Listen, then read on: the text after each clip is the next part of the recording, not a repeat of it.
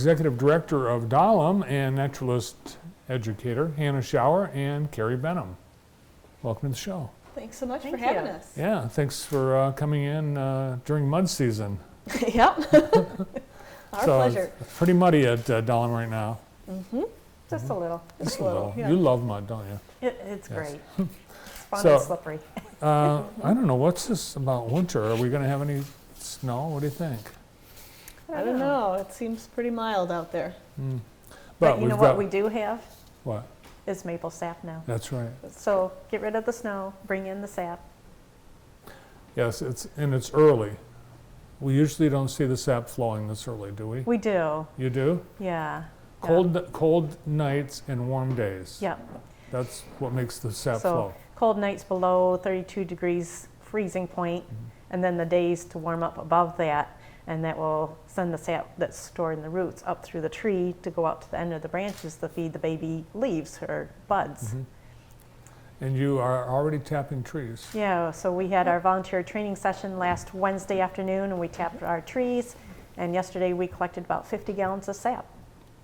Now that sounds like a lot, but that will be boiled down to make how much maple syrup? About 1 gallon. Yeah. It's a lot of work. Not much. And yeah, so sap is mostly water with a little bit of sugar content.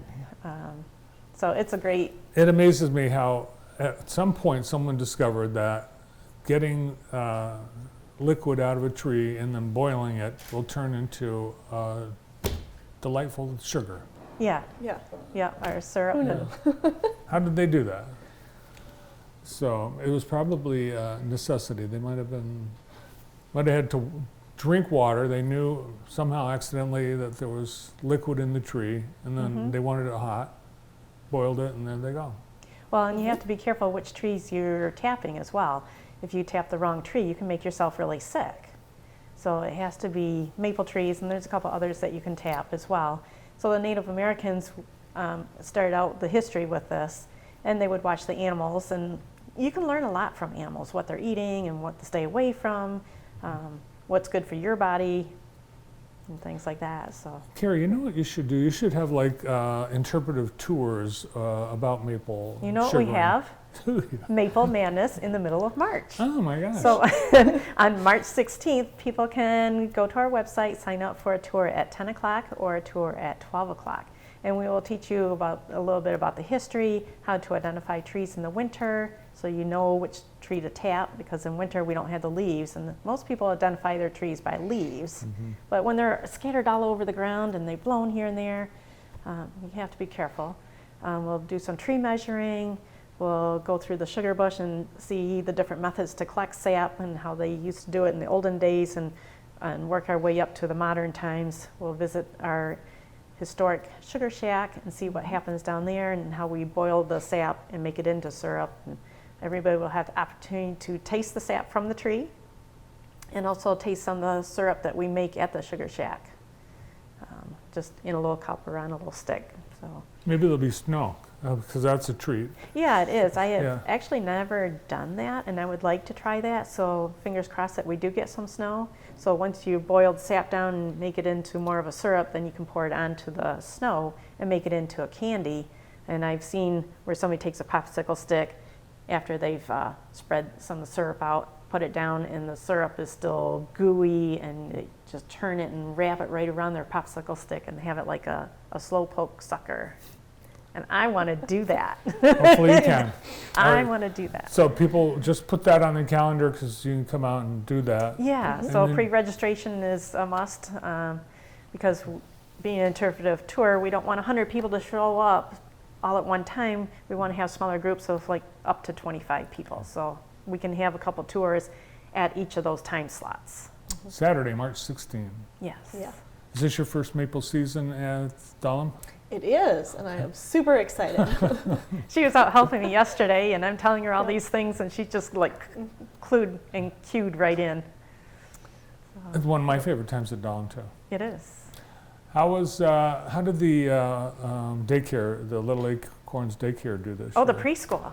Yeah, preschool, Yeah, preschool, not daycare, preschool. Yeah. Yeah. Yeah, preschool, we've opened registration for that for next school year. So if folks are looking for an opportunity to get their 3 or 4-year-old enrolled in a nature preschool where they get to have lots of outdoor, hands-on experiences and learn a little bit about the natural environment while getting kindergarten ready. This is a perfect opportunity. And so, like I said, we've got registration open right now, so folks can sign up for that and join us for next school year. This school year, our kiddos are having a great time. Today we went out and played on the playscape and went for a walk in the woods looking for animal tracks in the mud. So it's good fun. You'll be welcoming kids for the preschool, but you also have things this summer, and that's one of the most popular things you guys do. Are you registering? Have you set stuff up for summer yet? Yes, yes, we have. We've been thinking about summer for quite a while now. Yeah, so since Christmas time, I was putting together the schedule for summer camp. Got registration opened online on our website, so dahlemcenter.org. Go to the camp little tab, and that was opened at the very end of January. Our Nice. goal is 300 campers over our 9 weeks, so June, July, and August, and we have filled just over a third of our camp. I think Barrett Dowley's been to. Yes, yeah, he loves Yes, it. yes. Did you sign up yet? Yes, gotta do it. All right, yeah. So every year or every summer, I bring back the popular sessions like Get Out and Get Dirty, Modern Wilderness Survival, and then I also add some new themes. So some of the new themes this year, I had to write them down because I have so many. The budding naturalist and hop, slither, and crawl. What do you think we might learn about that? Hop, slither, and crawl. Do I? Yeah, what do you think we're going to learn about that week? What about what hops? you do. It's about What hops and what slithers and what crawls, those okay. kind of things. It's not what people are doing on that, but it's the animals. Animals, of course. Yeah, yeah. And we also have backwoods explorers, builders, diggers, and spinners. So this is all nature related. So we're going to do environmental education and lessons and crafts and games and hikes and just all sorts of fun. We're always on the go. Always on the go. We've got to raise some money, though, to keep things on the go. Yeah. Yes, we do. Yes, You've we got one of your big fundraisers coming up, must be pretty soon because it's Mardi Gras season. do. Yep. Yeah, on March 8th, so just a couple weeks away, we've got our chocolate sensation, and we're really excited. It's going to be a great time. So we invite everyone to come out. All the proceeds from the event will support our various programming that we have throughout the year. So we're looking forward to having lots of tasty treats, including lots of chocolates from some local vendors, including Jackson Candy and Fudge Factory, the Blue Julep, Indulged by Jen, the Five Forks, Hinckley Bakery, just to rattle off a few there. Hinckley Bakery, that's new this year. They were there last year too. Oh, they were? Yeah, I was excited about that So one. will they have the chocolate croissant? Yes, Of course. It's yes, a chocolate sensation, yeah. the best. Chocolate lover's dream. Yeah. We hope everyone will come out and join us for some tasty treats, some chocolates, as well as we'll have some live music there, a silent auction, all kinds of fun and festivities. Oh, and hors d'oeuvres. Yeah, yep, lots of tasty Not just treats. sweet things. No. Right, yeah, we'll We'll have have real- something to real food. counteract it, yeah. Yeah, real food. Something to balance it Cash all bar. out. Mhm.